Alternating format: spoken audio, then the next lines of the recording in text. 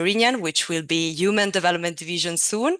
And I'm very glad to be serving as Master of Ceremony for today's webinar.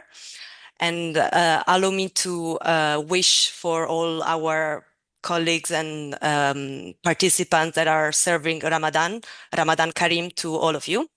And I'm very happy to welcome you to this webinar of the SFS Med platform, co-organized by SIAM and the Union for Mediterranean, on justice in the field and in our plates, women's rights as a driver of sustainable food system transitions.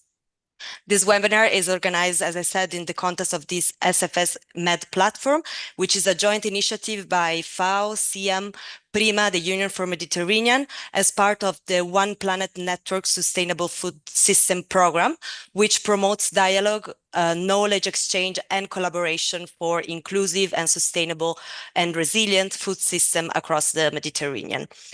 These discussions today will build on recent regional efforts, including the SIAM and UFM collaboration in the dialogue that took place in October in Cairo, which led to the declaration on empowering women entrepreneurs and innovators in the MENA agri-food sector. And it aligns with the global momentum since the United Nations Assembly declared 2026 as the year of the woman farmer. And it also aligned with the theme of the International Women's Day for 2026, which is rights, justice, action for all women and girls. So we will have a 2 hours discussion on access to justice for women and on gender-sensitive justice mechanism in rural and agri-food context within the our shared Mediterranean region. And this discussion will be held in English. We will have institutional welcome opening remarks from the representative of the partners organization collaborating on this webinar. We will have a keynote speech and then a 1 hour panel discussion with 4 distinguished speakers and a great moderator and partner that will further develop the get into the issues and challenges that women have in assessing justice in the rural and agri-food systems. And also the distinguished speaker will be highlighting concrete initiative and potential solutions. And also we will explore the factors that made this intervention effective and how they can be replicated in all the Mediterranean region. There will be a Q&A with the public. So we really encourage you all to address your questions in the chat, and we will be monitoring it, and we will answer to most questions as possible. So now, without further ado, I'm very glad to give the floor to the representative of the partner institution organizing this webinar to officially open the discussion. And first, I would like to invite Mr. Teodoro Miano, Secretary General of SIAM, to deliver his welcoming remarks. Secretary General, the floor is yours. Thank you very much, Julia. Good afternoon to everybody. I'd like to say hi to Madame Petra Ketzmann, the Deputy Secretary General, and my compliments for the new position. Starting, dear panelists, dear moderator, ladies and gentlemen, I'm really delighted to open this webinar on the occasion of the International Women's Rights Day within the framework of International Year of the Woman Farmer 2026. Let me take just a little bit, a short moment to introduce SIAM and the essential work we do in the region. The International Center for Advanced Mediterranean Economic Studies is an intergovernmental organization created almost 65 years ago.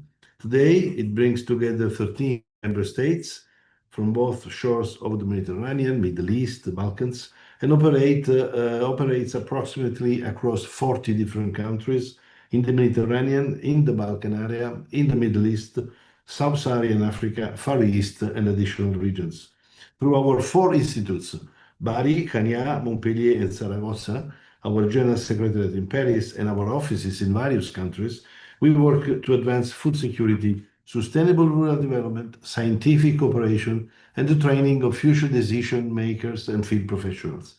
Our mission is rather clear: to support the transition of Mediterranean and agricultural food system towards more sustainable models, environmentally and economically capable of addressing climate challenges, reducing inequalities, generating value, and meeting social expectations. However, without justice and equity, there can be no real transition. The theme that brings us today together, women's access to justice in rural areas and agri-food systems, therefore lies at the very heart of our mandate. Across the Mediterranean basin, women are central actors in food production, processing, and marketing, yet they continue to face structural barriers in accessing land, decent work, effective recourse mechanism, and value chain governance. When land rights are insecure, when grievance mechanisms are inaccessible, when participation in decision making is limited, it is only not individual inequalities that widen. The very foundation of our food system are weakened. For Siam, justice is not a peripheral concern, it is a structural condition for food system transformation. And this concept does not apply only to the women in the agri-food system, but involves the various stakeholders of the food environment, very often weakened in their fundamental rights. This conviction guides our action on multiple levels. This webinar, organized with the Sustainable Food System Platform, follows the international symposium organized in Siam, Saragossa, together with UFM and ICID, dedicated to women empowerment and innovation in Mediterranean food system. It highlighted the inseparable link between innovation, access to resources, and inclusive governance. Then the UFM regional conference held in Cairo last October, which brought together 80 participants from 7 Mediterranean countries. This dialogue resulted in a Siam UFM joint declaration, as already mentioned, and a regional agenda for innovation supporting women entrepreneurs in the agri-food value chains, a concrete roadmap to strengthen access to finance, to markets, and decision making. Together with the UFM, we are also establishing a joint task force dedicated to innovation and women economic empowerment in agri-food value chains. This reflects our commitment to move from advocacy to structure and sustain action. Moving beyond theoretical policy framework, our field initiatives provide tangible evidence that women's empowerment is a practical and achievable reality. It is a tangible driver for food security, economic resilience, and territorial stability. Across our cooperation initiatives, Siam integrates a gender perspective to strengthen agricultural productivity, entrepreneurship, and climate resilience. From supporting women farmers with agricultural inputs and livestock services, to reinforcing SMEs and cooperatives, to establishing dedicated women's center, such as the one in Raqqa, Syria, our projects show that strengthening women agency directly enhances local resilience. Initiatives focused on water management, agroecology, and biodiversity provide communities and women, especially, with the necessary tools to manage limited resources sustainably and build resilience against climate-related shocks. In this context, Siam will present the Youth and Women Declaration, advocating for greater participation in water governance at the Arab Water Forum that will be next in April in Jeddah, and will reaffirm these priorities as its upcoming meeting of the Ministry of Agriculture of the Siam countries in Italy next November for the Day of the Mediterranean Diet. Through these steps, we aim to ensure that the International Year of the Women Farmer 2026 becomes not merely a symbolic recognition, but a moment of concrete and measurable commitments. Because strengthening women's role is not only about equality, it is about investing in the productivity, stability, and resilience of our Mediterranean region. This is precisely the purpose of today's discussion, to explore how access to justice, whether in land rights, labor protection, grievance mechanisms, or cooperative governance, can become a structural pillar of Mediterranean food system transformation. I warmly thank our partners from the Union for the Mediterranean and all the distinguished speakers who will share their expertise and offer their knowledge to our enlarging community.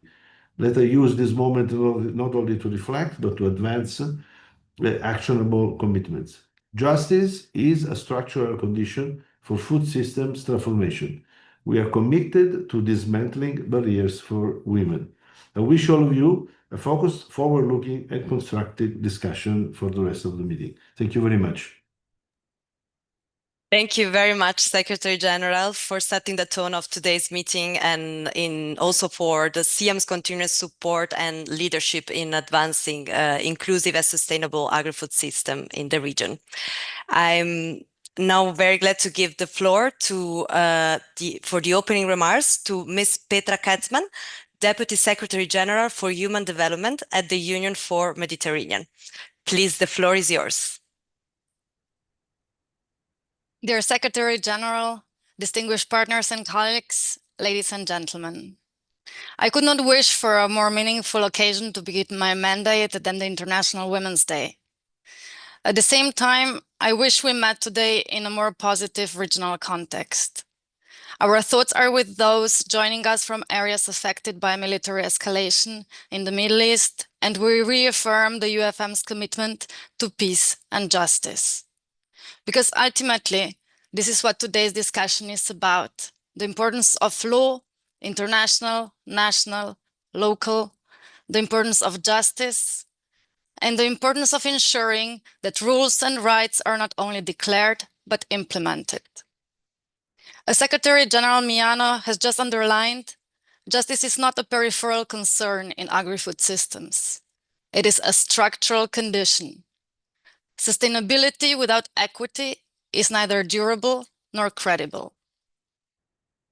There are two different geopolitics unfolding at the same time. One is loud, visible, power-driven, shaped by dominance, control over resources, military leverage, and the continuous erosion of respect for international norms. It is the geopolitics we read about every day. The other one is much quieter, but equally consequential: the steady long-term work of strengthening rights, institutions, participation, and accountability, of caring for people and the planet. It is this second geopolitical dynamics that we are here today to advance. Allow me to structure my remarks around three messages. First, foreign policy matters today more than ever. In times of extreme instability, there is a temptation to treat gender equality as secondary, as something to return to when the real crises are over. That would be a mistake, because where women are absent from peace processes, peace agreements are less durable. Where women are absent from decision-making, governance is weaker. Where women lack access to justice, economies underperform.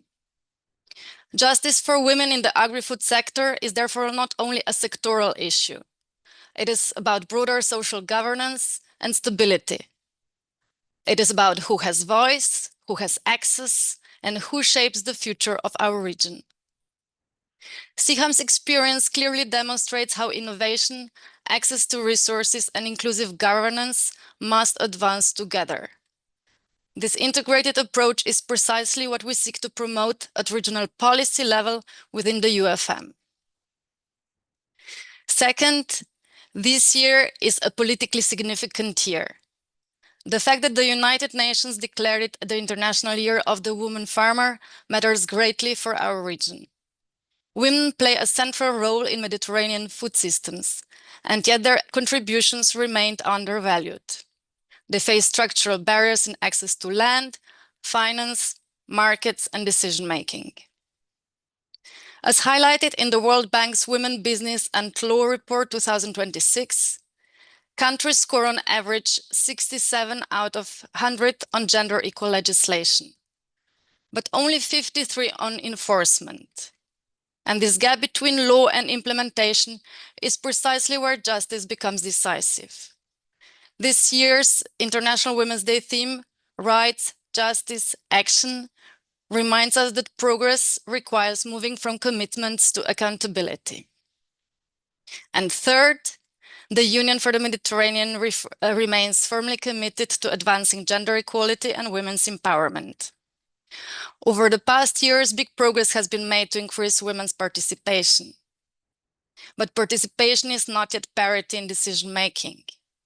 We still have a long way to go to ensure gender equal governance and leadership, including in sectors such as agriculture, climate action, and research. The UFM is working to close this gap through the implementation of the 5th UFM Ministerial Declaration on Strengthening the Role of Women in Society, through the UFM Regional Platform on Women Empowerment, through activities on women's economic empowerment and the Community of Practice on Gender Equality and Climate Change. Together with CIHAM, we're advancing the already mentioned Regional Agenda for Innovation for Women Entrepreneurs in the Agri-Food Value Chain. We look forward to jointly presenting it at the policy conference this autumn, together with FAO and the European Commission. This year, the UFM has also launched, with support of the Catalan Development Cooperation Agency, an initiative on gender-sensitive leadership in universities. Because higher education institutions shape future leaders, and leadership cultures must reflect equality from the start. Dear colleagues, let me conclude by warmly thanking CIHAM for its long-standing and strategic partnership, for its strong focus on youth and women, and for the important work carried out in the preparation of the regional agenda. I also thank all institutions and individuals present today. Your work makes justice not only a principle, but a lived reality for women in agri-food systems and way beyond. This is the quieter geopolitics, but it is the one that ultimately builds sustainable future.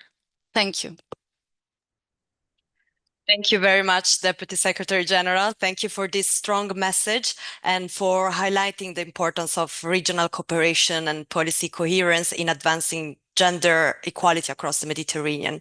So thank you both, the Secretary General Teodoro Miano and Deputy Secretary General Petra Katzmann, for setting the tones for today's webinar. And just before transitioning to the keynote speech, I would kindly ask all the panelists to switch on their camera and smile for a short screenshot that we are going to then share in our social media. Okay, are we good? I took one. Thank you very much. I'm very glad now to introduce Elisenda Estruc Puertas. She is a rural economy specialist at the International Labour Organization. Elisenda is a senior economist with over 20 years of experience in international development, strategic policy advisory, partnership building, and program leadership. She leads global policy initiative within the ILO's Sectoral Policies Department and supports country-level implementation, working closely with government, UN agencies, and international financial institutions. Today, she will share key evidence on women's role in agri-food systems and the implication of gender gaps for food security, nutrition, and resilience. Elisenda, the floor is yours. Thanks. Thanks a lot, and many thanks for having me today. All protocol respected, and I will start sharing my screen for some slides.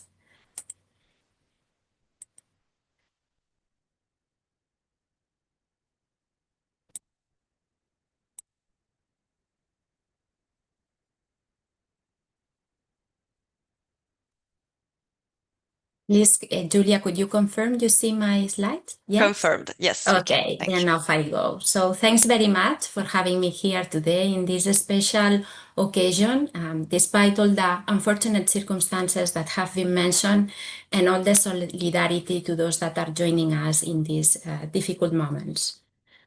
May peace prevail, and also the multilateral system might be in support of that. I think today we are, and I think the introductory remarks have really plays a very important where we stay at the international level.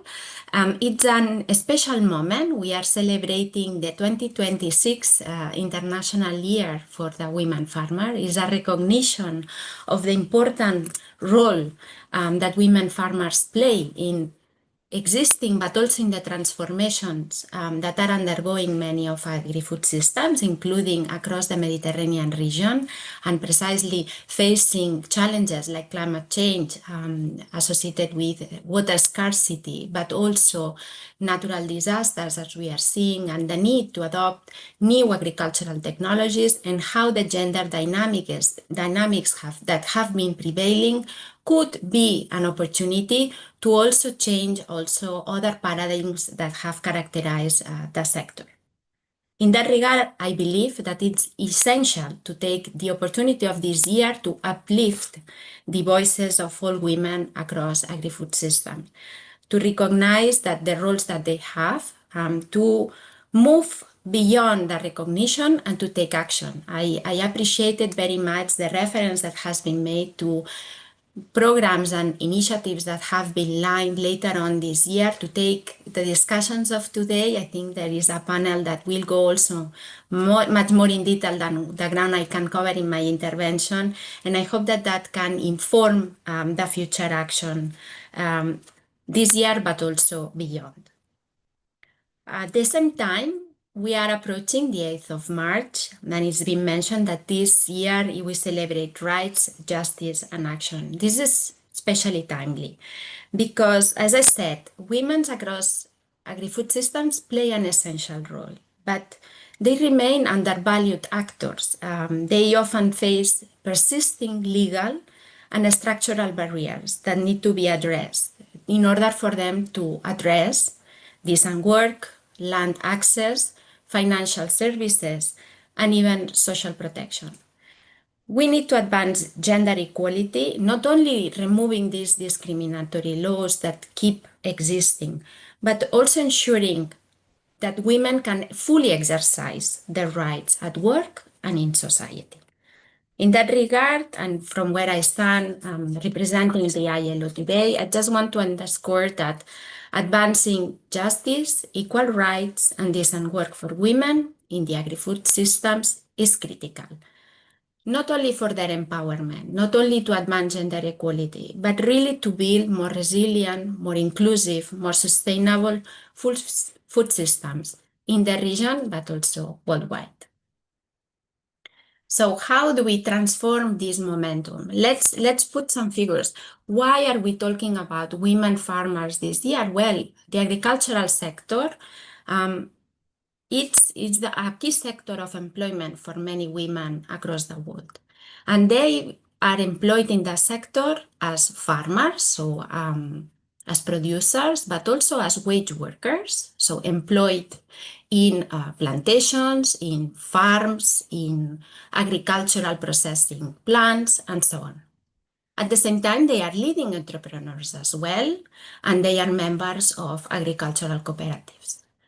Many women, at the same time, we need to recognize that are employed as contributing family workers or as informal on-account workers, which makes them remain almost invisible and their role in the sector, it's almost muted because they are not reflected in official statistics, or they might be excluded actually from accessing even social protection and other mechanisms that would allow them to really be empowered. This is what at the ILO say they are facing these onward deficits. They are facing barriers associated to this informal status. They are not receiving equal pay for the work of equal value. They are exposed to hazards, including violence and harassment, and there will be more on that. And they also lack voice and limited influence in decision-making that affects them and their communities. At the same time, we need to recognize this double burden that many women have, not only in the agri-food system, but in general, this unpaid household and care work that is not sufficiently recognized in societies and that has a limitation in terms of accessing paid and decent work. In all of this, and I think it has been mentioned, we are undergoing major transformations in economies and in particular in agri-food systems. There are demographic shifts in many of our societies. There is new technology taking on at rapid speed, and there is climate change that is asking us to take action. And all this has a gender dimension that we need to take into account. It's affecting the way we work in our agri-food systems, and we need to take into account what are the opportunities for women to take on these transformative changes, and what are the barriers that might remain or that could be further exacerbated as these systems are transforming. How we move forward, because we want to change things, right? We want to shake this status quo to really promote gender equality, to really empower women to become actors of change in agri-food systems. It's a matter of moving on a transformative agenda that is underpinned in international labor standards, in employment promotion, in social dialogue, but also in access to social protection. The idea is to really address those social norms, to overcome the systemic causes of gender inequality, to acknowledge that there is a complexity of relations and societal norms that need to be considered and changed and transformed, and moving towards creating a space where women in agri-food systems can voice their needs and priorities. At the ILO, we work from a strongly rights-based approach, and I wanted to take the opportunity to remind us of what are the international labor standards that can guide us, then how we translate that into operations on the ground. We start at the international level with Article 14 of the Convention on the Elimination of All Forms of Discrimination Against Women. That article is especially directed to protect rural women, to require states to ensure their equal rights in economic, social, and political life. That same article, that same text, was then included in the UN Declaration on the Rights of Peasants. That it's an instrument also at the international level that guides us in taking action to promote a rights-based approach in farming context in rural economies. That same text, it recognizing the importance of addressing all forms of discrimination against women.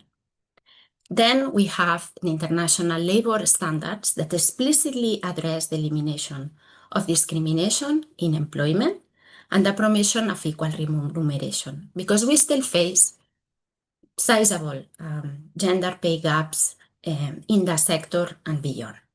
Those two conventions are critical to women, for rural women, and they are considered part of the body of international labor standards that are fundamental. All member states of the ILO are asked to respect them. There are also key conventions that play a role in terms of the promotion of gender equality and women's economic empowerment, including for women farmers, that apply to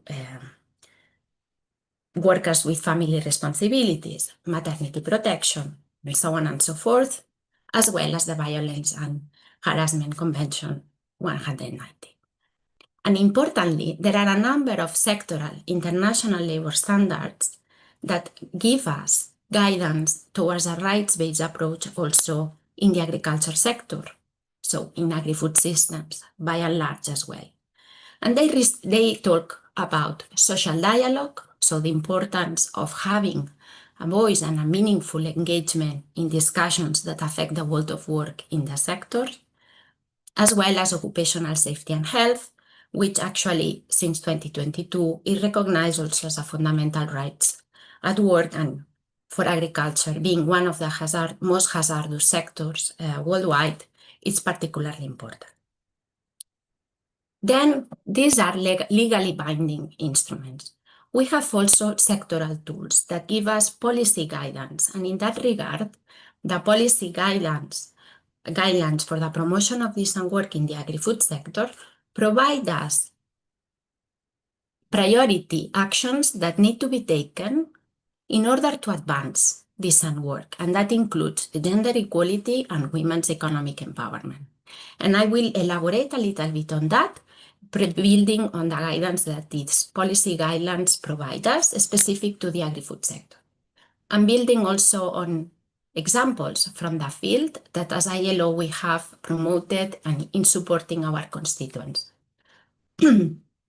First and foremost, let me start by saying, well, let's give the possibility and access for rural women or women in agri-food systems to participate and to have the opportunity to develop their businesses, to find a job, to have the skills to perform that job.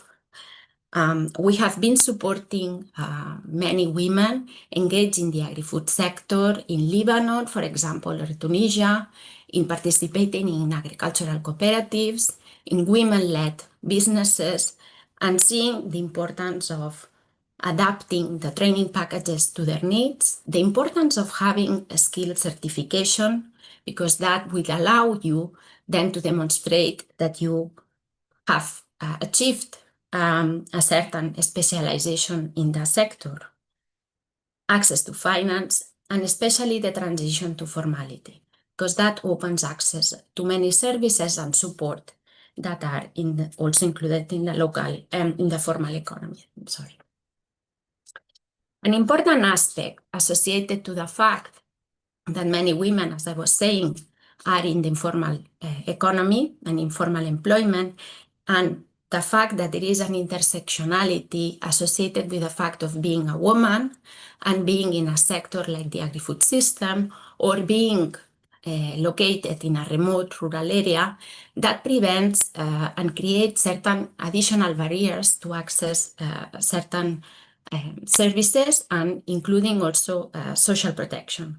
So it's important to see what are the particular needs to address the barriers, and there is a lot of work by the ILO looking at what are the barriers that we need to address to ensure that farmers, and in particular women farmers, can access social protection. Social protection along the life cycle, so associated to the different stages of the life. Importantly, there is a discussion around the role of the care economy.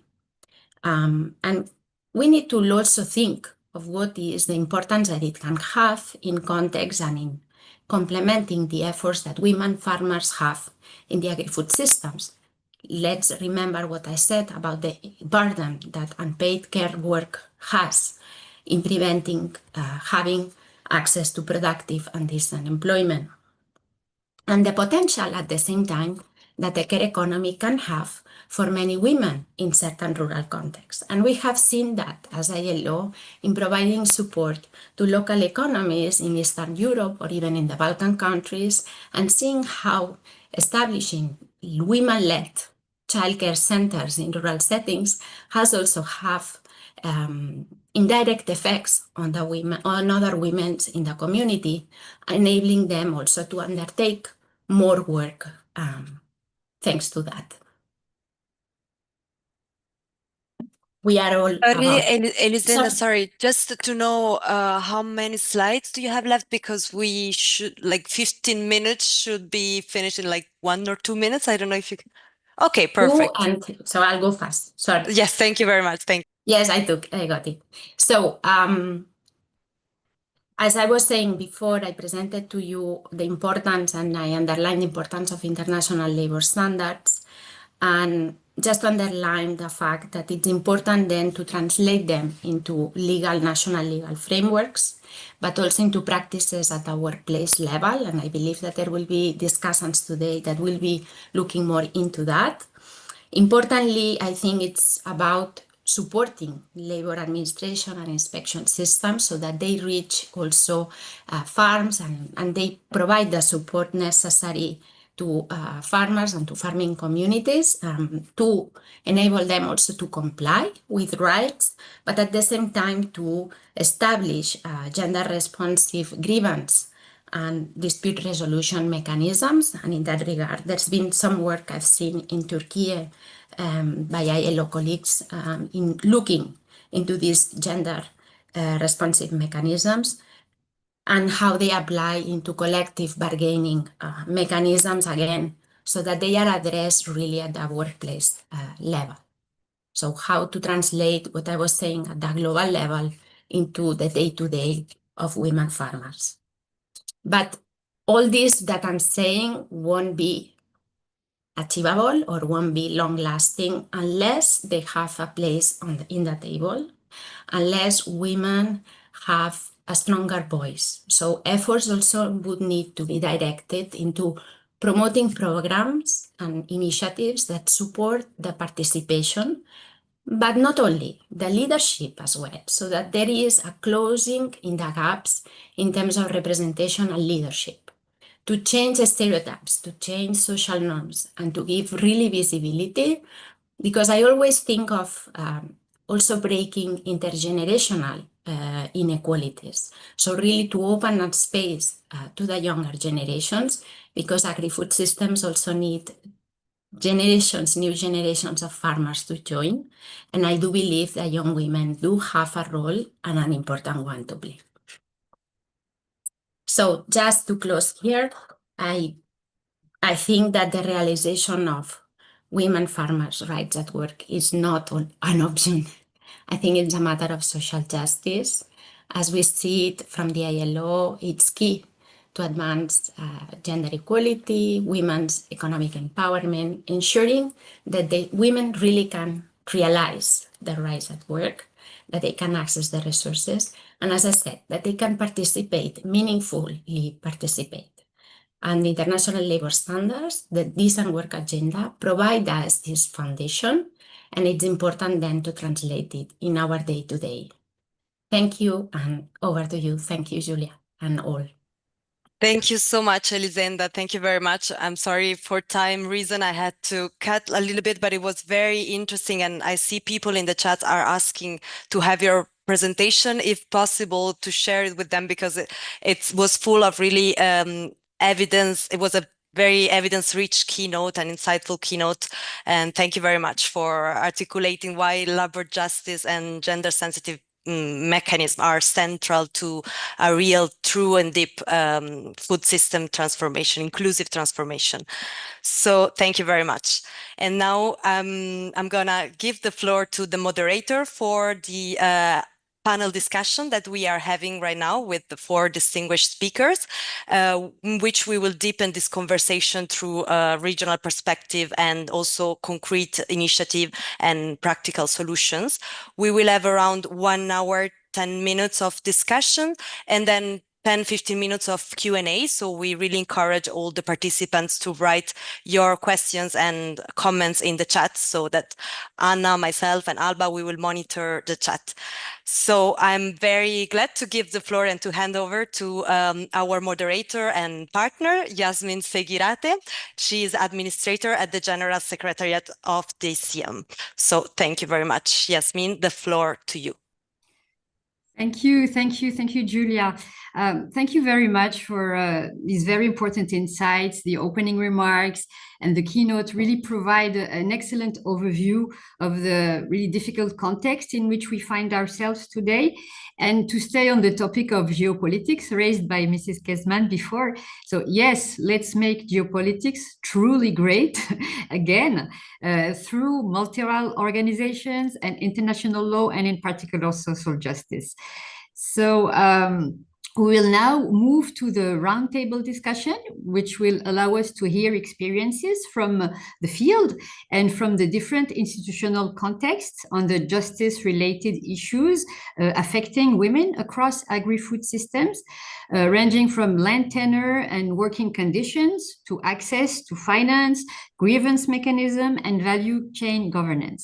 So I'm very pleased to be joined by 4 distinguished speakers, bringing complementary expertise from public policy, international organization, academia, and global supply chain.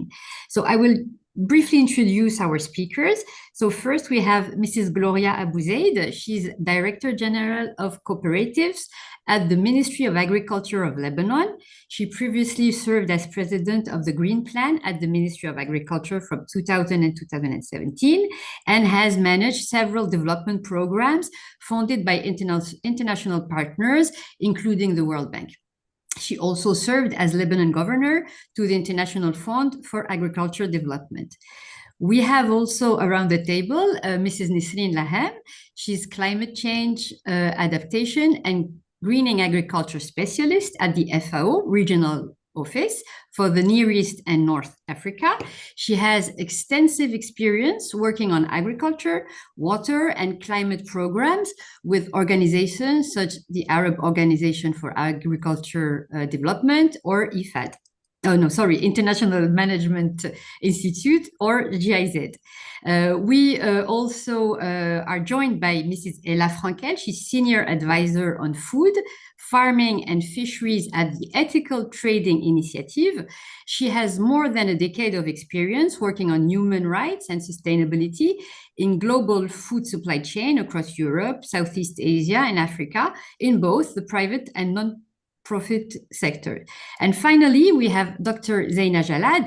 So she's director of the Palestine Land Studies Center at the American University of Beirut. Her research focuses on human rights, international law, and sustainability in the Arab region. And she brings more than 20 years of experience working with UN agency across the MENA region, Switzerland, and also in Asia. Before we start the discussion, just let me thank in particular Zeina and Gloria, because they are joining today from Lebanon in a particular very complicated circumstances. Our thoughts and hearts are with you and with the Lebanese people. So I will just say 2 words about how the format, the format of this discussion. So we will have 2 rounds of questions. Each speaker will be invited to respond to 1 question in each round, with approximately 5 to 7 minutes per intervention. The first round will focus on the institutional perspective and the main justice challenges faced by women in agri-food system. The second round will focus on concrete initiatives, solutions, or policy pathways that can help strengthen women's access to justice. So I will start the first question with Gloria. If you are, I don't see you. I'm here. Gloria, okay, I see you now. Okay, so welcome, Gloria. So my first question will be, so given your experience as a Director General of Cooperatives at the Ministry of Agriculture, to what extent do cooperative policies in Lebanon transform women's farmers' access to rights in terms of resource, services, and representation? And also, according to you, what key institutional reforms are still required to ensure their effective participation in agri-food governance? Thank you. Thank you for inviting me to this panel. To start with, I would like to point out that in Lebanon, we have specific laws regulating the cooperative movement, and these laws embody cooperative principles and values, particularly justice, equity, and democracy.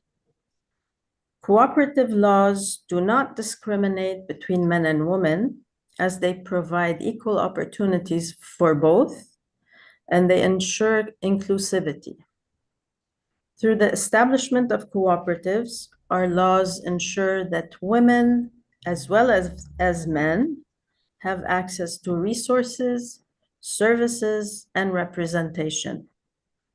As we know, the cooperative aims to provide services that achieve the purpose of establishing this cooperative, which is to improve the economic and social situation of its members. The cooperative ensures that members have access to all services that lead to increased income and reduced production costs, in addition to training and capacity building services that enhance the status of women and empower them economically and socially, enabling them to make informed decisions to develop their projects. These cooperatives, as well as their members, can benefit from loans through what we have in Lebanon through the Cooperative Credit Union. This union aims to ensure the sustainability of economic projects implemented by the cooperatives through concessional loans it provides to the cooperatives and or to their members. On the representation level, the cooperative laws take into account the collective system and ensure women have administrative and leadership roles where they represent the cooperative before officials and other authorities. They make decisions and they set work plans and goals that ensure the success of their cooperative enterprise. A last point with this respect, I would like to mention that the General Directorate of Cooperatives has a permanent committee for cooperative training, whose tasks include training members of cooperatives and building their capacities, which makes cooperatives an effective tool in building women's capacities, ensuring their economic growth, and ultimately guaranteeing access to services and resources. In addition to financial and in-kind support and marketing assistance through exhibitions provided by the General Directorate of Cooperatives to these cooperatives. This all shows that the cooperative policies in Lebanon support women farmers' access to rights. On this level, I don't see any need to reform the cooperative laws. Legal reforms would be needed elsewhere to address land ownership, equal pay, and inheritance laws. But these all fall outside of the cooperative laws. And all this proves the importance of both capacity building through it proves the importance of capacity building through the close collaboration of the General Directorate of Cooperatives. So I hope I answered your question. Yeah, absolutely. But if there are still institutional reforms that are still required, what would they be? To improve participation in agri-food governance, for example. Look, if we're talking about the cooperatives, not too many, not really. We don't need any reforms because the women really, they're as the men are able to access these resources and I would like to say that the women cooperatives in Lebanon are the most active and the most if you want, they're the best cooperatives in the country, okay? And they're mainly agro-food processing cooperatives. So I don't see any discrimination on this level. Okay. So I can switch to I have another question for you after. So I will now ask Nisreen Laham. Thank you. Oh yeah, Nisreen. So sorry. So Nisreen, because I was searching at you, I don't see you. So now we're going to talk about financial rights. So also based on your experience, because you're working now for FAO, but before this you were working for the agriculture organization and development, and before that also for the International Water Management Institute and the German cooperation. So through this experience, what concretely financial instruments have shown the strongest evidence in improving rural women's access to credit in the Mediterranean agri-food value chain? Yeah, thank you, Yasmin. Thank you for this question. And thank you for the invitation. I'm very pleased to join this timely webinar, coming at a particularly important moment as the international community prepares for the 2026 International Year of the Woman Farmer. Regarding your question, and based on my experience, mainly at the Arab Organization for Agricultural Development, the technical arm of the League of Arab States on Food Security and Agricultural Development, and FAO as well, many rural women farmers do not lack viable business ideas. Rather, they often lack collateral and financial history, which limits their access to loans from formal financial institutions. Hence, the financial instruments that have shown the strongest evidence in improving rural women's access to credit in the Arab agri-food sector are credit guarantee schemes combined with capacity building and market support. Credit guarantee schemes help to address this challenge by reducing the perceived risk for lenders and enabling women farmers and entrepreneurs to access financing for inputs, equipment, and working capital. We have seen encouraging results with this approach in the region. For example, the Agricultural Credit Corporation in Jordan has shown that women participating in guaranteed loan schemes are more likely to sustain and scale their agri-food activities. Similarly, the Arab Organization for Agricultural Development, or AOD, I'll mention it, has implemented initiatives mainly in Sudan, where the organization acts as a guarantor for smallholder farmers, women farmers, while also aggregating women in associations and providing them with training and technical support, which has significantly expanded women access to finance and created enormous impacts on their livelihoods. Building on this experience, AOD is currently developing a regional initiative in several Arab countries, including Jordan, Tunisia, Egypt, Sudan, and Syria, where the organization acts as a guarantor for small loans to women farmers, while also providing non-financial services such as training and business development supported by the Arab Union for Agricultural Industries. In fact, this approach was reinforced during a high-level regional dialogue on women's empowerment and access to finance to promote circular agriculture in the Arab region, which was organized last year by AOD and FAO, also with the participation of UFM and SIAM. And the dialogue brought together international organizations, financial institutions, development partners, and highlighted that the key challenge is often not the lack of funding, but rather ensuring that financing mechanisms effectively reach rural women and generate real impact at the grassroots level. Other promising instruments include blended finance mechanisms, which combine concessional and commercial funds to de-risk investments for women in agri-food system or enterprises, grouping lending and cooperative-based microfinance, which rely on social guarantees.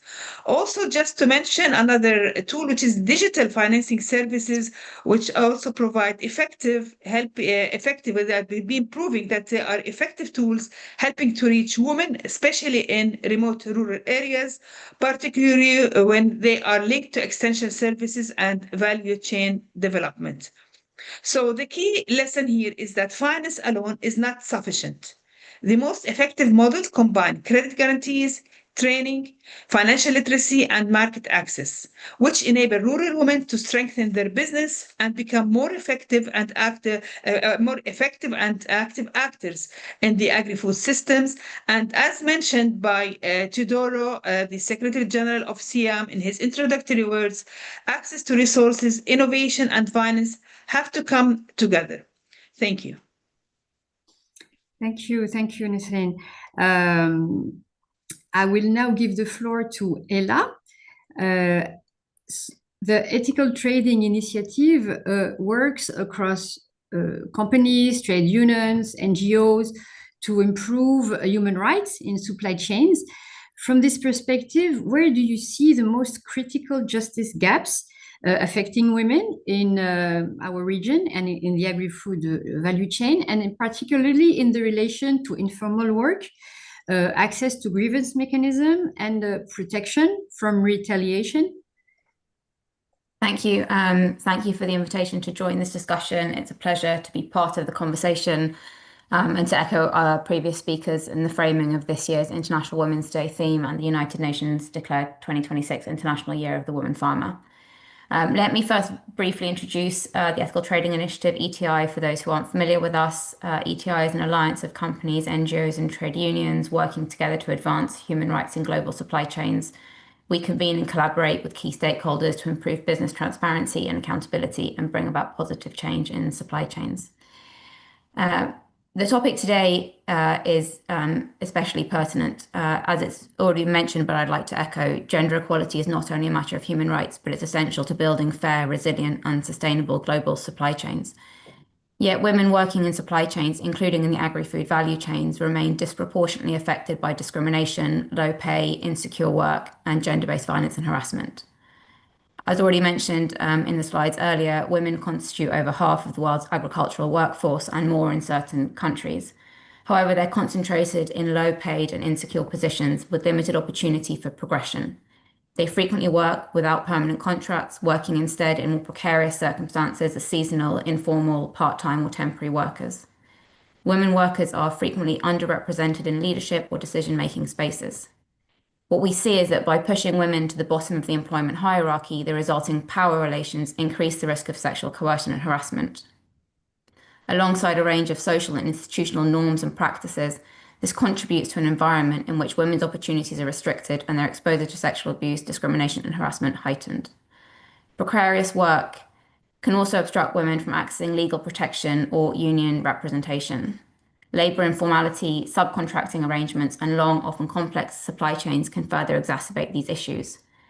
A study by the ILO in 2018 found, and I quote, non-standard forms of work, including temporary work and informal work, are key factors in creating power differentials for perpetrators to carry out sexual violence and harassment against women workers. This reality presents significant barriers to accessing justice. From a supply chain perspective, which I'll speak to for the majority of my intervention, even where legal protections may be weak or poorly enforced, businesses should nonetheless strive to provide meaningful remedy and routes to justice. However, as I've just mentioned, and previously before by other speakers, agri-food value chains often rely on low-paid, flexible labour, often supplied by migrant and seasonal workers, who often lack access to effective representation and operational grievance and remedy mechanisms. To take these in turn, the right to freedom of association is a fundamental and enabling right, which supports the realisation of several other human rights. Organised workers with strong representation and leadership from women can negotiate improved terms and conditions in collective bargaining agreements, including specific measures to address gender discrimination and gender-based violence and harassment. Workers should have the freedom to choose how they organise for collective representation, and businesses should recognise and engage with independent trade unions, which are the effective and legitimate form of worker representation rooted in freedom of association. A case study from the Moroccan agri-food sector by the International Centre for Research on Women highlights how collective bargaining agreements deliver key gains for women at the workplace, including reduced gender discrimination, improved wages and working conditions, and facilitate broader social dialogue among workers with their unions, employers, and governments. However, informal, seasonal, and migrant women workers face numerous barriers to organising and accessing their rights to freedom of association and collective bargaining. According to a report on freedom of association in the Middle East and North Africa region by OCHA, freedom of association has a significant gender component, with stigmatization disincentivizing women from establishing and participating in organising efforts. Across the Mediterranean region, legislative and other barriers to organising, trade union recognition, and freedom of association in general must be overcome as a matter of priority. And within that, improving the status of women and enhancing their opportunities to access the full range of human rights on equal footing with men, including the right to freedom of association, is imperative. To touch now on grievance mechanisms, specifically asked in the question, we see grievance mechanisms as an essential component of supply chain governance, providing workers and their representatives with safe channels to raise concerns about working conditions. Operational level grievance mechanisms are a key for identifying and remediating harm in supply chains when they meet criteria such as accessibility, legitimacy, predictability, and transparency. However, evidence shows that grievance mechanisms in global agri-food value chains often fall short of these expectations. ETI research on grievance mechanisms in Southern Europe agricultural supply chains found that whilst these mechanisms exist in theory, in practice they're often inaccessible to workers. To give some details, none of the workers surveyed in our research in Italy, in Puglia and Sicily specifically, were aware of state-led legal channels available to them to raise concerns, and only 25% of workers in Puglia were aware of workplace-based grievance channels. Where workers were aware of the channels, they often expressed discomfort in reporting concerns at work, in part driven by fear of reprisals, vulnerability due to lack of legal documentation for many migrant workers. Our research in Spain similarly highlighted a lack of confidence when reporting issues at work. This was evident across our engagement in Almería, Murcia, and Huelva, and particularly migrant women workers expressed discomfort in engagement. This highlights the need for targeted efforts to address the specific concerns and barriers that migrant workers, and especially women, face in feeling safe and confident to report problems at work. Women workers must be actively involved in designing grievance and remedy systems, as well as their ongoing monitoring and feedback. This ensures that grievance channels are truly gender sensitive and responsive to the specific realities women face. Only by including women workers at every stage of the grievance process can these systems become relevant, effective, and genuinely trusted. Furthermore, worker representation and trade union involvement are essential for effective grievance mechanisms. Ensuring women can access their rights to organising strengthens collective agency and creates pathways to raise grievances and seek remedy and longer-term improvements. The limitations to access to justice are further exacerbated where workers migrate for work. This often intersects with informal seasonal work, where migration status jeopardizes the worker's legal standing and severely limits access and willingness to seek redress. Even where bilateral agreements are formalized, migration routes, for example, between Spain and Morocco, contracts remain temporary, and in many instances, visas can be restrictive, building in a dependence and a reliance on employment, and hence the employer, creating constant fear of dismissal, preventing workers seeking justice. So to wrap up my intervention, women workers, and considering the intersection with seasonal, informal, and migration status, face notable challenges to accessing justice, driven by precarious work, deeply entrenched power dynamics, and discrimination. This is not to mention the gender-specific barriers women may face within the justice system, as summarised by UN Women to explain the theme of this year's International Women's Day. Without diminishing the paramount importance of formal justice systems and the responsibility of the state to protect the rights of women, when we speak of access to justice, we should not overlook the responsibility of business to respect these rights through the creation and promotion of decent work, mitigation and prevention of human rights violations, and effective remedy where harm has occurred. Thank you very much. Thank you, Ella. Very interesting, and thank you for focusing also on this informal work, but also the specific situation of seasonal workers. It's very important, and thank you also, Nasreen. It was also important because Nasreen mentioned also that we see how strategic is capacity building, but also effective communication, reaching public where they are, and I thank you both for highlighting this. Now I will give the floor to Zeina, Dr. Zeina Jalad. So in your work at the Palestine Studies Centers and in your former activities and experience, how do you analyze the main structural barriers that are related to land tenure and inheritance that limit women's access to land? And how do these barriers constitute a systemic challenge to food security and rural livelihoods in the region? Thank you so much, Yasmin, and thanks everyone for having me and for creating this space at this particular moment. So I really, I think I'll try to keep it as simple and real as possible, especially like now I'm just receiving all these notifications to open the windows, to call my son, and so we're just in solidarity operating together while really keeping the moment of thinking about women, land connectedness and rootedness as true as possible. So I think the starting point today has to be the moment we're living in. So we're speaking about women, land, and food, while much of the Arab region and the Mediterranean is living through war, siege, economic collapse, displacement, and deep instability. So when we're talking about structural barriers, I think we're talking about the precarity of the times that we're witnessing. So in precarious times, like women do not work, I believe, and it's like, again, a very, very true sharing and an honest, sincere opinion. I do not think like women become vulnerable by accident. And their vulnerability is produced by a layer of violence and exclusion. And these exclusions can be legal, they can be economic, political, military, and land is where all these pressures meet. So when we're talking about barriers and inheritance, this is one side of the story. So law is one side of the story, but it's not the full story.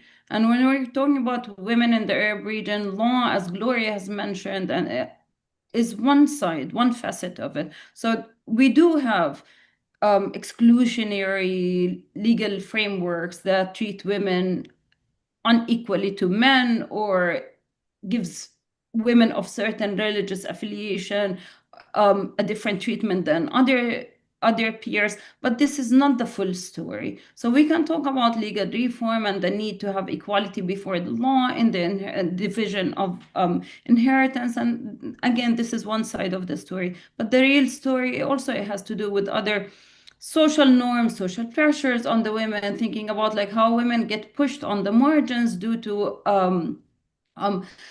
structural, social, patriarchal norms. But here, like, I'd like to invite you to think with me about three ideas. One is, how can we think about land today not just as a mere property?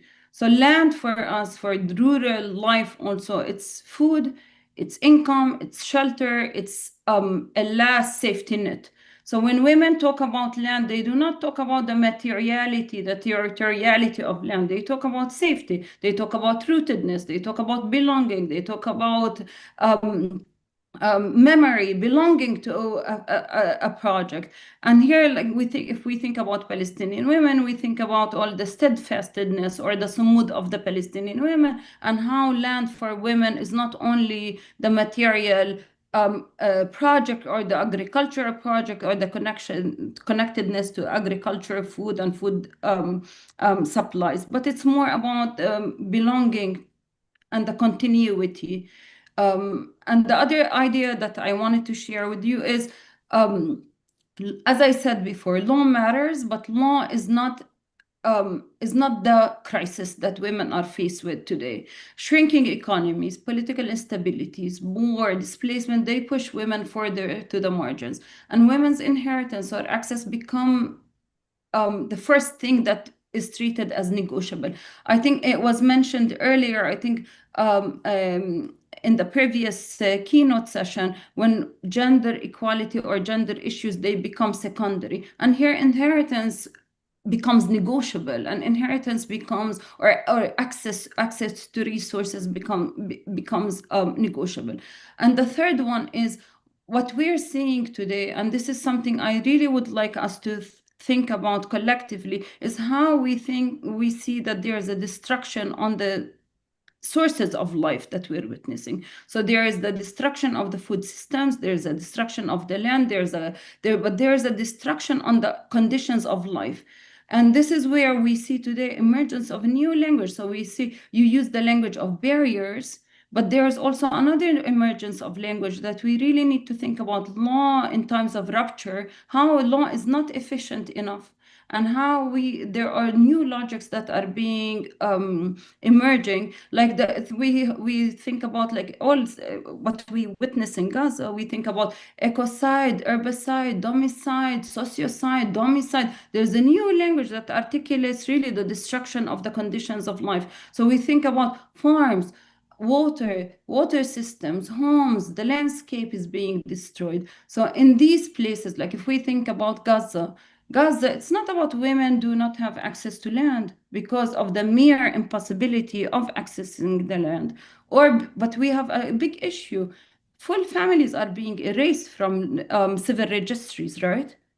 And so if families are being erased from civil registries, how can we document inheritance? How can we document belonging? How can we document who owns the land? In Lebanon now, we're witnessing as we speak, like invasions in the southern parts of Lebanon, and Dahya, in Burj al-Barajne. So what we're witnessing a different moment that is not only rooted in the failure of law or the failure of international law or the power of the tyrant, but we're witnessing a moment of destruction where records are being destroyed, archives are being destroyed, courts are being destroyed, the justice system is being destroyed. In Gaza, more than 150 lawyers have been killed, more than 90 judges were killed. Colleagues of mine, they're living in tents now. The courts are being destroyed. So how can we think about access to justice, access to rights, access to possibilities, women in the field when the field itself is under rubble?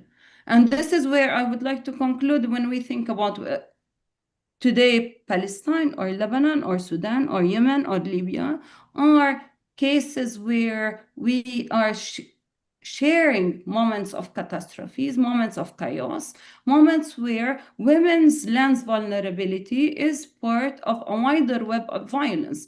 When women lose lands, they lose food security, they lose rural livelihood, and they lose dignity.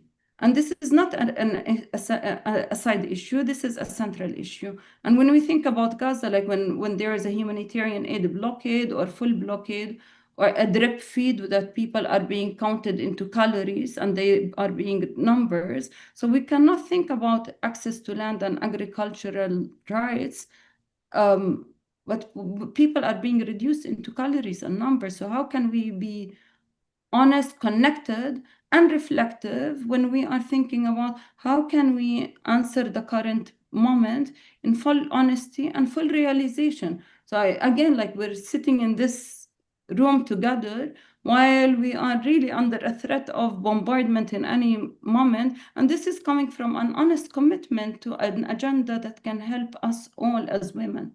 So thank you. Yeah, thank you. Thank you so much. What can I add to this honest response and very inspiring and insightful answer? For sure, Yuba, you make us realize how severe the situation is, how complex it is, and how all these topics are interconnected. I don't know what I can add more. Apart we agree. at least at SIAM we are really in line with what you are mentioning, and these it's part of our mission, our work to consider and to connect what you were mentioning about sustainability of food, of agriculture, rural areas, and for sure. Thank you for this intervention. I will now try to have this second round of questions. The idea was to have, even though the context is very particular, the idea was to have a second round of questions where we will focus more on really concrete solution, initiative or policies that will help strengthen women's access to justice in agri-food systems. So I will ask Gloria if you're connected, if you're with us, because I don't see you. Yes, I'm here. Yeah, okay, nice to hear you, Gloria. So could you share, for example, concrete example where cooperatives or policy initiative has tangibly improved women's farmer economic security or decision-making power? And what elements of that experience could realistically be adapted in other Mediterranean contexts, for example? Even though you're talking from Lebanon, in your opinion, how we could be inspired or take the opportunity of what works and what to other contexts in the region? Okay, I'd like to first of all give a concrete example that I'd like to share with you.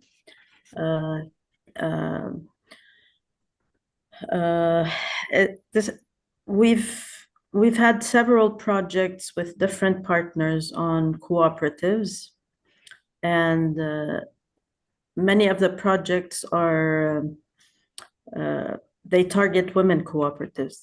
There's this one project in particular. It was implemented with in coordination with the General Directorate of Cooperatives. We worked with 12 women cooperatives on two axes. One was focusing on training and coaching, and the other focusing on specialization and production, product quality, attractiveness, and marketability. These cooperatives were selected based on an objective selection criteria, but we took like 4 cooperatives that were relatively strong working, 4 cooperatives that are medium, and 4 that were very weak. And the results were very obvious and impressive. By the end of the project, the members of these cooperatives had reached a really advanced level, both in terms of management, data analysis, decision-making, setting annual work programs, which they never did before, and defining their goals. We confirmed this through our monitoring of these cooperatives and through the quality of the products that we saw at the different fairs, cooperative fairs that we organized. So coaching these cooperatives, you know, we inherited a problem. I think many places around the Mediterranean, not of the more advanced countries, but have the same problem, and that is many of these cooperatives are established just to channel funds, and then they get these funds and they don't know what to do with them, or they spend them but not on their cooperative project. So by coaching them, by building their capacity, it was, you know, you could see the effect of these projects on these women, and we moved them from one place to another. Of course, we improved their governance, their well-being, which reflected on everything else. So this is a concrete example. Thank you very much. Now I will give the floor to Nisreen. So considering your work on the food water security in the MENA region, how, from your perspective, circular economy models in agri-food system can be designed to generate economic inclusion and decent income opportunities for these women? Yeah, thank you, Yasmin. Referring also to the high-level regional dialogue on women's empowerment and access to finance, which I mentioned in my previous intervention, it has showed that women are often leading circular and green innovations. This is a reality in our region. But they continue to face structural barriers such as limited land ownership, restricted access to finance and technology, and weaker market connections.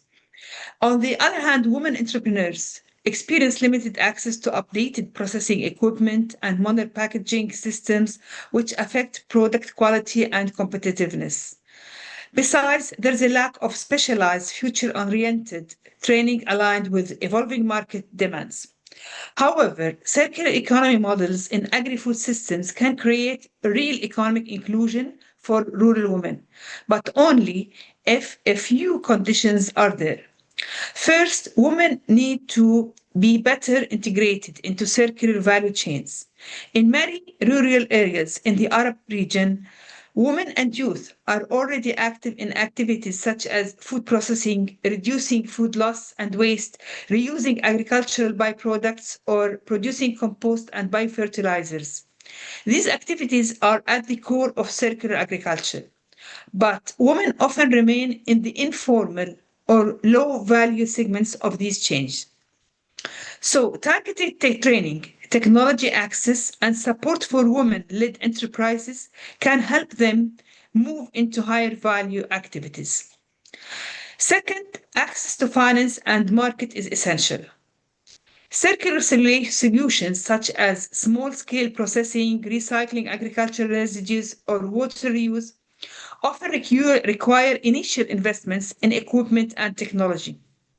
Again, we go to financial instruments such as credit guarantees, blended finance, and grant-based seed funding, which have to be combined with stronger market linkages to help women turn these sustainable practices into viable and profitable businesses. Third, we need strong enabling ecosystem. This includes incubators, accelerators, and developing organizations that provide non-financial services such as mentorship, digital tools, business development support, and investor readiness for women entrepreneurs. And there are many initiatives in the region, in the MENA region, for boosting agribusiness and incubators, specifically with a gender component for women within international organizations and regional organizations as well. So in short, for circular agri-food systems to create decent income opportunities for rural women, we need to combine finance, technology, innovation, skills, and supportive policies. When these elements come together, circular agriculture can become not only an environmental solution, but also a powerful driver of inclusive rural development and women's economic empowerment. And in the Arab region, there's a great momentum on women entrepreneurship, on circular economy practices. But we need to join our efforts and work together to create these enabling environments, the governmental institutions, international organizations, financial institutions, private sector, NGOs. And there's also a need for non-conventional partnership models with two ways, bottom-up and top-down information flows to ensure responsiveness to local needs. Significant opportunities exist in designing and implementing large-scale national or even regional initiatives that integrate technical assistance, blended finance, for example, through climate and development funds, innovation support, and private sector engagement to benefit rural women as end user. And this is an invitation to work together on a regional project to empower women to be actors of change for enhancing food security in our region. Thank you. Thank you. Thank you very much, Nisreen. Very inspiring, like always. I will give the floor now to Ella. Yeah, and I just wanted to, because we're talking about concrete solutions and existing initiative that made where we have some interesting feedback. Could you say a word about the Gaia principle or another gender responsive grievance mechanism that you develop in your organization, and explain what makes it truly effective in practice? Yeah, during my work at the International Water Management Institute, I was involved in a regional, it was a global, actually not regional, initiative on WEF Nexus platform. So there was a gender component and climate change component. So this question is for me, or am I? No, but it was also we take the good experience. But no, but it's not for me. I'm sorry. I'm fasting. For Ella. It is for Ella, but it's for Ella. It was for Ella. Okay. No problem. Sorry. But I wanted to mention the WEF Nexus platform for this initiative for also empowering women and agri-food systems. Okay. Sorry for that. No, but thank you for mentioning. I'm glad you got to mention that. so the question was for Ella. Thank you. Thank you. Okay. Sorry, Ella. No, not at all. Before I start a few brief remarks, I just want to acknowledge the thoughtful interventions made by other speakers, challenging us to reframe the conversation, reflect on the language that we're using, and highlight the reality in which we're operating. I think that's all very important food for thought in the moment that we currently find ourselves. As I mentioned, though, I'm mainly going to speak from the perspective of business and global supply chain accountability. And within that framing of business and employment relations, we all have the right to work in safe environments free from violence and harassment. Gender-based violence and harassment can affect people of any gender, and when it occurs, it often harms the physical and mental well-being of victims and survivors. To ensure workplaces are safe, employers have a responsibility to take action to prevent and respond to gender-based violence and harassment, which I'll refer to as GBVH for interest of time. And workers should feel safe to speak up without fear for their personal safety, job loss, or other negative consequences. We've recently launched the ETI Gaia Gender Action in Agriculture Principles, which have been co-created to address gender-based violence and harassment in commercial agriculture and fisheries supply chains. I wanted to first just briefly highlight the need we saw for creating such a set of principles before I go into them in some more detail. GBVH in global supply chains often remains ignored and invisible to many of the stakeholders involved in the chains. One of the key reasons is that the tools and methodologies commonly used to assess supply chain risks, such as ethical audits or certification schemes, consistently fail to detect these issues and frequently underreport how widespread they truly are. So in reality, what we see is that the tools most widely relied upon by business today are simply not adequate to uncover or fully understand or effectively address GBVH. The second is that brands, retailers, and buying companies, those that sell on to consumers, expect an adherence from their suppliers to numerous requirements, codes, but they often don't accompany that with commitments that they themselves will make to enable such conditions to be met by suppliers.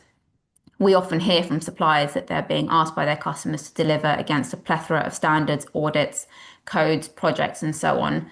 So many competing requests for seemingly similar objectives that it dilutes the attention and spreads resources thinly and prevents targeted and ongoing investment in addressing the root causes.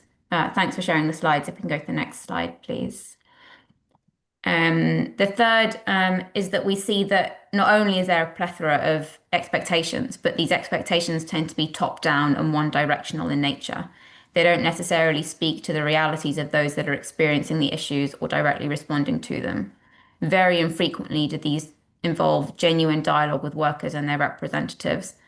By not embedding dialogue into design or implementation, actions and improvements do not reflect the reality and the need on the ground. And the fourth is that value chain dynamics, business commercial decisions and negotiations, and market competitive pressures often result in risk being pushed along the supply chain. Understanding the implications of buying, purchasing practices, and market structured decisions on the working conditions of workers and women workers specifically, and the severe risks they face as a result is crucial.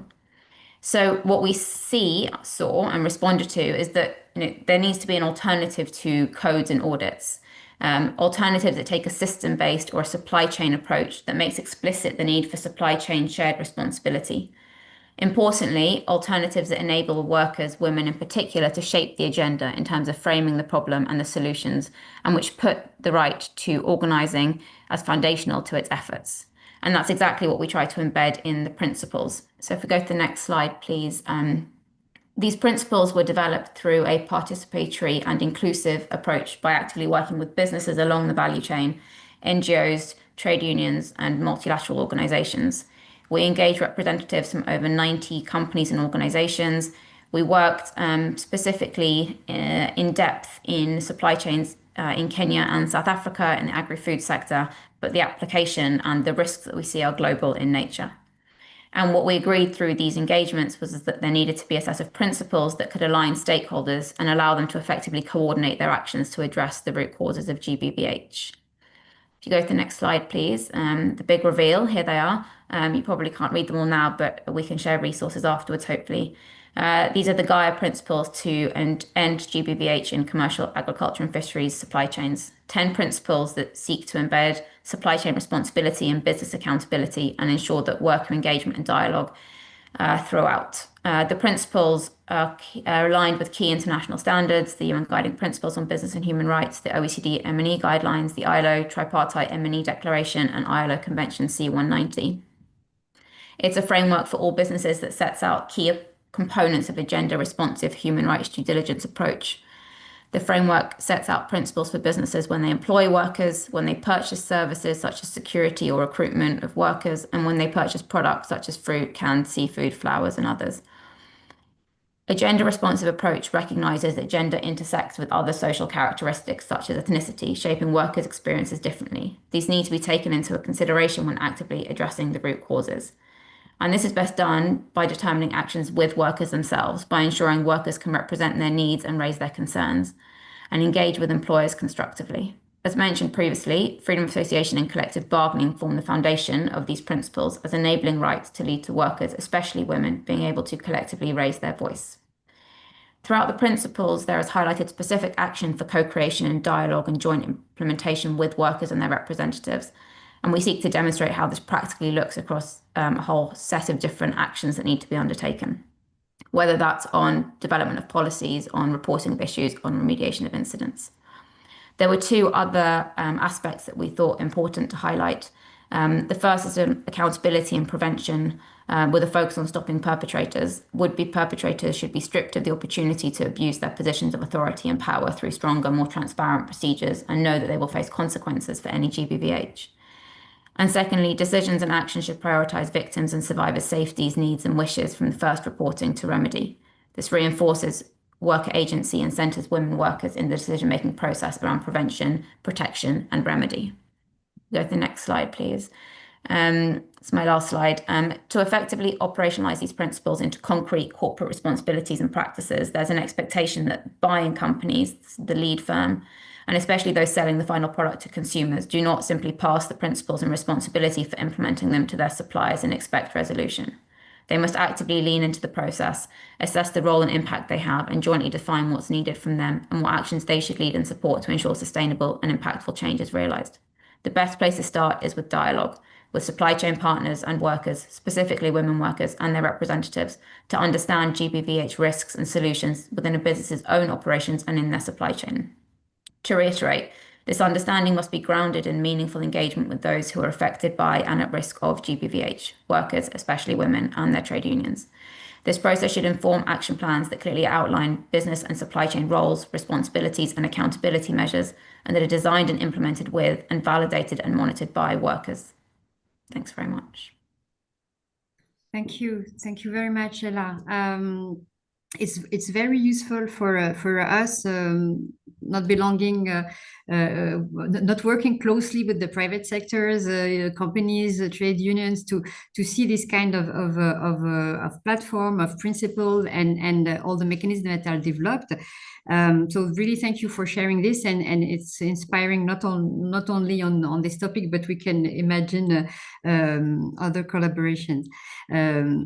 I will now ask Dr. Jalad.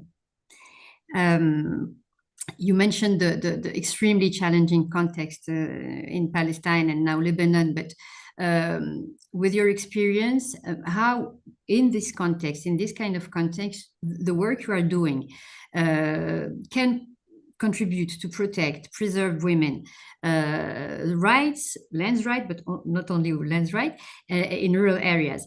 And could you give us, like other panelists, one example where initiatives that you developed that could help strengthen their legal security despite the context you were mentioning or the circumstances? Yeah. Thank you again, Yasmin. This has been very insightful. So at the Palestine Land Studies Center, I think I'll share with you 3 projects that we were working on, and I think it would be a lighter and less sad and bleak note than the previous round. So at the our focus is really how to advance women's land rights in abnormal times. And we think about how can we think about first, like this position that starts with loss of proof. So we have one project on documentation and preservance. So how to preserve evidence and land tenure, and how to preserve the archives of women through oral history or oral testimony, but also through archival registries. So this is one, and the aim is, like, if records disappear, then women's fragility and their claims, they become even more fragile. And the second one is thinking about how do women access land, and what does access to land mean?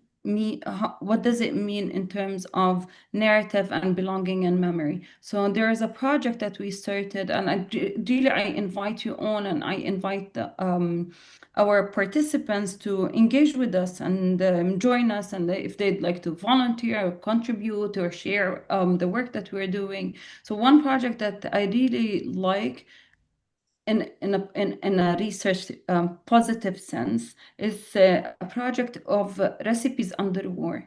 And this one we think about intersection in a very intersectional way. How do women retain recipes under extreme circumstances? So what does it mean to continue cooking your food when there's scarcity of food, there is starvation, there are violations of human rights, denial of access to land, laws that sometimes, like in contexts like Palestine or south of Lebanon, where there are laws that prohibit farmers from accessing land or cultivating certain herbs, or certain herbs, they become a threat. So for Gaza, we've seen like the Palestinian traditional dish, maqlube, upside down. It became, there's a version of maqlube of war with no chicken or no protein, and we're trying to think of how can we have documentation, research that talks about the intersectional issues that women are faced with, whether the malnutrition, scarcity of food, dependency, denial of access to lands, denial of resources, pollution, economic issues, but through more creative ways that are also participatory and engaging. And this one, we're doing it in a comparative. So we're doing Gaza, south of Lebanon, and we're doing the West Bank, as well as possibly expanding to other contexts. And the third project is we're looking at we're doing using GIS and other technologies in order to think about how women get hindered in accessing the field, and what does it really mean, and how can we think about right to preserve and right to resilience, and resilience as a right also, because now the framing of resilience is becoming as a de facto situation, but it's a right. And how can we think about women's belonging and present on the land through movement and through archival work? So these are three projects that we're working with. And one last project, it has to do with the usage of art and music, storytelling, embroidery, as a way also to preserve data, testimonies through women's experiences. And these are all like, I think now I'm just oversimplifying the explanation of and describing these projects, but these projects, they have like different themes and different activities, women-centered activities, like, and bringing like women from refugee camps in Lebanon to engage and learn. We bring students and we develop training materials, but we also develop public speaking events and research and engage in comparative ways. One last concluding thought that I have on this is really the image of, I grew up in Ramallah, and I grew up between Ramallah and Jerusalem. And I think many of you know the old walls of the old city in Jerusalem. And for me, I still continue to live with this stark image of the fallaha, the old lady who's sitting in her embroidered dress, selling vegetables on the steps of the old city.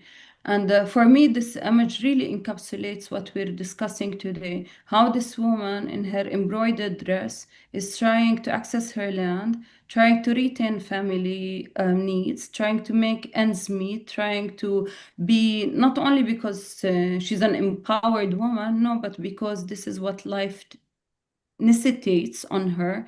And this is the image that we're trying to think about. So we think about women's needs and priorities not as a project that is one size that fits all, but it's a project that really speaks to women's needs in their own elements and the ecosystem of needs and priorities of women. So this is what we're trying to do at the Palestine Land Studies. Thank you, Zaina. But I think we would be all very interested in having more details of all the project and documents you were mentioning for the other projects also mentioned by the other panelists. And yes, it's not always easy the context is complicating. The situations are quite different from a country to another. So it's not always easy to discuss this kind of topics, and we need, like you did, to have a real focus on concrete things. And this image of this old woman is very illustrates very well what we need to do even in this kind of discussion. I think now we have 20 minutes left. We will have one last question because it has been mentioned. We have this year is the International Year of the Women Farmer, and we will have the chance to have Sofia from the FAO. She's present, and before I ask you a last question related to International Year of Women Farmer, I would like to Sofia to say if you can say a word about this year, about this initiative, very quickly, because we don't have too much time. And then my question to all of you would be, because it's this year, what priority action should Mediterranean institutions, actors, partners advance to ensure that women's access to justice becomes a structural pillar of food system transformation? So it's the moment for us to collect your suggestions, your recommendations for this international year, and with UFM, with FAO, we will try to highlight this and to support this during this year. So, Sofia, you have the floor. If you can say a word about this year, and then the panelists, if you can answer that question. Thank you so much, Yasmin, and thank you for everyone and the great presentations we've had. I'm going just to give a very brief overview, and also on the same we had discussed with Nisreen, just to also respond to the question on behalf of the FAO or on behalf of Nisreen on the question you've asked for the panelists. So like it's been mentioned, the 2026 was declared as the International Year of the Woman Farmer, and the FAO, in collaboration with other UN Rome-based agencies, have been mandated to facilitate the implementation of these observance. And so for all actors, UN members, other entities, international and national stakeholders, it's a time that we are invited to participate in bringing the visibility of issues that, like we've been discussing, it's already issues that we're already aware of, but also looking at the key objectives of the International Year of the Woman Farmer, which is to increase the awareness and better understanding that relates to some of the specific challenges that impact women, including the women's role in agri-food systems, which we've really mentioned during the discussions that have happened, the aspect of land tenure, which is quite critical, especially in the region, aspects of financial needs and constraints, which has also been mentioned in the presentations, and also the technical needs and education. And secondly, then to support policy development and long-term investment by supporting development of policies that empower women farmers, but also connecting international efforts. And it's on this second aspect that I wish just to give also a perspective of what can we do as organizations within the Mediterranean, and to mention that at the FAO and with other actors, there are some activities that are happening globally, and we've been sending communications around that. I'll share the email address also for anyone who wants to directly reach to the International Year of the Woman Farmer Secretariat, but also to invite you to the different forums that are happening around the International Year, including for our regional International Women's Day event, which we are going to hold on 10th. That is on Tuesday next week. So I'll be sharing a link, and I would welcome your participation. So looking at this, then I would say that the International Year offers an opportunity to address some of the core objectives of the year by increasing the visibility visibility of the gaps that exist as far as the legal access is concerned. And I think that has been done quite well in this forum, but also looking at the actions that have been taken by different organizations or countries, and then advancing the same to improve the access and control, and also ensure accountability beyond 2026. So I would say that one of the things that the organizations then can do is to leverage the International Year to turn policy windows into rights for women, and so use the year to push for the same. When we are having this momentum of many actors talking about the year, we know the issues have been existing and will go beyond 2026, but using 2026 as this for this momentum, and it offers a timely and strategic opportunity then to advance the access to justice for women in our region, bring the visibility of the rights, voice, and security, and also the power, so that like it's been said by different panelists here, that it's also about women's voice really featuring and for them being on the table. And I would say that we can use the year then to look at like 3 pillars: embed the rights within agri-food policies where they are not existing, so pushing for actions that can start actions on the same, but also legal empowerment for rural women and for different actors, because there are many times that the laws are existing, the provisions are existing, or they're existing in some of the areas and not in others, but then using this then to also have legal empowerment, and then call to action. So I would say then with that, without taking too much time, is that then it can offer us an opportunity to align aspects like to do with agri-food, land and water, climate policies, and use different regional platforms to accelerate the implementation, but also the accountability, and also advancing the legal literacy by supporting women, like women cooperatives, like we've had other groups of women farmers that exist, for them to be able to get that access to the platforms that allow them then to claim their rights, and other times then to understand what is already existing. And finally, a call to action, so that during the International Year, the different Mediterranean organizations, governments, UN agencies, and different CSOs then can mobilize for political commitment to allocate also dedicated financing and budgets that can be able to scale up the good practices, like some that we've been that have been discussed during this platform, and establishing mechanisms of accountability that can go beyond 2026, so that 2026 International Year of the Woman Farmer becomes a time that we've advanced in setting some good platform for us to continue the issue of ensuring that the women farmers are not being disproportionately impacted. Over, and thank you. Thank you so much, Sophia. Well, we have a lot to bring home now. We have many proposals, recommendations. It's a huge program. But thank you. We take good note of everything.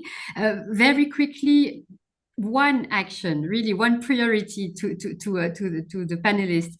So, what could be the priority action, Gloria? If you had to highlight one action for Mediterranean institution. I will concentrate on one action, and that is capacity building and education. So, without which we cannot really help women advance. Education and capacity building are a prerequisite for their autonomy, for their self-reliance and leadership. Material support cannot or should not be provided indefinitely. We need to give them the fishing rod rather than the fish. And thank you. Thank you, Gloria. Ella, same question. Thanks. I think focusing specifically on ensuring access to justice for women workers in the agri-food value chains, there has to be a commitment and action to protecting and respecting internationally recognized instruments on human rights, international labor standards, and fundamental principles and rights at work, coupled with an improvement to the precarious, as I mentioned, informal and seasonal nature of employment terms, creating secure, well-paid and decent work. And just, I guess, echo a theme that I've mentioned several times, and to emphasize that it is not the responsibility of low-paid women agri-food workers to find the solutions to endemic problems and structural commercial market pressures, but their voices must be heard and their perspective must be understood when it comes to tackling these issues. The participation of workers, especially women workers and their representatives, in designing actions that ensure access to rights in the workplace must be central to any action subsequently developed. And finally, the ratification of relevant ILO conventions, including ILO C190, is imperative as a framework to prevent and address violence and harassment in the world of work. And that there's a call to all stakeholders to support and advance ratification in countries that have not yet done so. Thank you. Thank you, Ella. Thank you so much. And last, same question for you, Zeina, and then I give the floor to Anna. Beautiful. I think I'd like to focus on two words. One is commitment and the other one is togetherness. So I think my one priority action would be to build crisis resilient system where I think we can all come together with one commitment, thinking about how to preserve and protect women's relationship to land. So I think this would be my commitment and togetherness in bringing the different groups together to think of an agenda on how to preserve and protect women's relationship to land. So it's not mere access to land, but the relationship. So thinking about the broader umbrella of the relationship to land. And through this would be the documentation, legal support, the safeguards against coercion, and supporting women in fighting erasure and forced positions that would uproot them and distort their connection to the land, whether it's like the forced displacement, war, military, but also cultural, social, socio, legal and socio-social and economic barriers. Thank you, Zeina. Thank you so much for this discussion. Very interesting, very inspiring, very many examples that we will be very happy to understand and to learn more about. Like always, I was a terrible timekeeper. I'm not a good moderator for this. No, I give the floor to Anna because we have time for some questions and then the conclusion. Thank you so much, and we keep. Thank you. Thank you very much, Yasmin, and thanks to all the speakers. I will, before giving the floor to Anna for the closing remarks, we want to ask all the participants for all the comments and questions that they address in the chat. We don't have much time, but I would be glad to read just two of the questions that we received. The one is for Gloria and the other one is for Nisreen. So I will start with the first one very quickly. It's from Dr. Noura Abdelwahab, gender and water expert, to Gloria, based on the good practice that she was mentioning before. Noura asked if there is any measurable KPIs documenting the success of cooperative, such as a percentage of increase of income for women, etc., and if there are any unintended impacts encountered from their husbands. Gloria, if you could quickly answer to this. Interesting question. We're working on the assessment of the KPIs. We're working on it. As far as the husbands, they're extremely supportive. I don't know if I heard the question correctly, but yes, we see this in the exhibitions that we hold, yearly exhibitions. The husbands are thrilled to be with their wives, and they're really supportive of them. This is real quickly. Thank you very much, Gloria. The last question before going into the closing remark is from Ahmed Surani from GUPAP, the Gaza Urban and Peri-Urban Agriculture Platform, to Nisreen. He asked if is it the time for us to facilitate shifting from traditional training approach, trainer-led, to participatory capacity sharing approach, community-led, where women farmers can be well represented and voiced in learning and action manner. Yeah, thank you for bringing this point. Participatory capacity building is essential for sure, and not just participatory from the participants, from the target audience of this these capacity building initiatives. For the market demand capacity building, what is demanded from the market? What new tools are there? One example for AOD, when we had these capacity building sessions for rural women working on dairy sector in Jordan, they asked what they asked for. They asked for proposal writing. Rural women working in Jordan, they ask for how they can write proposal to get finance, to have access to finance. Also for integrating AI branding, how they can have this branding for their products, for their products. Also marketing using digital platforms. So it is essential to have this participatory approach, and this is what has been done in AOD also for targeting the capacity building for rural women and entrepreneurs in agri-food systems. Thank you. Thank you very much, Nisreen, for this straightforward answer. Thank you very much. We are still in time. Well, thank you once again, Yasmin, and all the speakers for this interesting and very insightful panel discussion. And thanks to all the participants for being still with us and for all the questions and comments in the chat. We will share the PowerPoints as asked and the YouTube link of the recording of this webinar to all of you by email. And now it is my pleasure to give the floor for the concluding remarks to Ms. Anna Dorangricchia, Project Manager on Gender Equality at the Union for Mediterranean.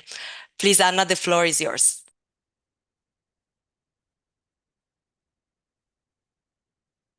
Anna? Okay, yes. Voilà. Yes. Thank you very much, Julia. And first of all, thank you to the organizer, SIAM colleagues. Thank to Yasmin for proposing this webinar. It was a joint effort, but thanks a lot for all your input. Very relevant and timely webinar, I would say. Thank you to all the speakers, also from my side. Not only for their forward-looking contribution, but also for their commitment. Thank you very much.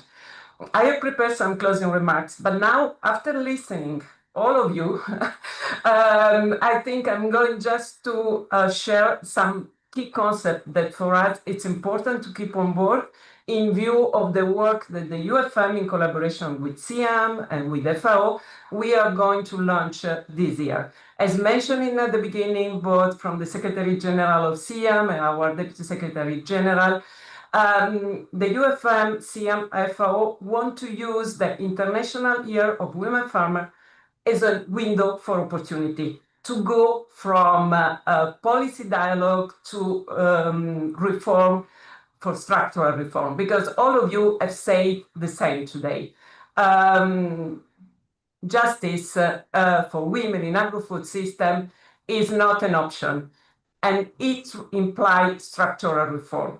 And to put in place the structural reform, the law, the legal framework which are in place are not enough. As in the Women Business and Law report, one of the key messages this year was we have a huge implementation gap. And this is where we would like to bridge the cooperation among our institutions, but also with other institutions in the regions. And we are going to launch this year a mapping exercise to know what is in the ground already working and where are the implementation gaps. In the chat, Noah mentioned about the fact that instead of reinventing the wheel, why we don't capitalize to scale up on what also have been shared today. And I'm really happy to take on board this suggestion and this request, because our idea is to put in place a regional policy agenda where we are going to work with the policymakers, meaning with the one in charge of changing the legal framework when needed, with the implementing partners, the one that need to bridge the gap. But to do this, we want also to use what the colleagues from GWAP was mentioning, a community-led approach. And we need to work with the national government, we need to work with the cooperatives, we need to work with the business support organization, with the financial actors, as Nisreen was saying. If we want to ensure access to finance for women entrepreneurs in agricultural circular economy, we need to be sure that all the legal rights are there, But of course, we have also to take into account that there are specific requirements to be put in place. So what the ecosystem, the alliances that we want to create can provide to support this gap. And I would like to mention a couple of words that were resonating with me today, and think with all of you. I think, Zeina, you correctly say that we talk about barriers, but now we are obliged to talk about ruptures. Is disruption is not anymore about only resilience, is about survival, is about keeping the memory and the track. If you want to create more access to gender justice, you need to have in place a justice system physically, I mean, in terms of register, but then also of infrastructure. So, and this is part of the discussion when we think about gender equality and access to women's rights in agri-food system. There are so many interlinked dimensions that you cannot think in silos. We need to think about how to put together all the actors working on it.